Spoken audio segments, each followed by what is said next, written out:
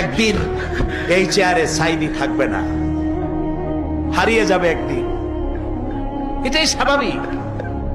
সাইদির কোন কেরামতি নাই, কোন কারিশমা নাই, আল্লাহর কসম। এখানে যে দোয়া যদি কবুল হয় তার একমাত্র কারণ কালামুল্লাহ, আল্লাহর কোরআন। আমি অযোগ্য, আমি অপদার্থ। আমি জানি না আগামী দিন অথবা আগামী বছর আপনাদের সাথে এই জায়গায় দাঁড়িয়ে আমি বক্তব্য রাখতে পারবো কিনা আমার জানা নাই, আল্লাহ পাক ভালো জানে। আমি আমার আবেগ দিয়ে কথা বলে গেলাম জাতির কাছে। আমি যেন দেখতে পাচ্ছি জাতি জাহান্নামের দিকে এগোচ্ছে, প্রতি বলে বলে, প্রতি মুহূর্তে মুহূর্তে।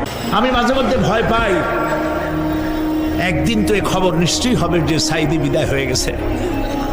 সেদিন খালি হাতে যেন আল্লাহর কাছে না যাই, আমি যেন আসামি না হই যে আমি যা বলছি মানুষকে 40 বছর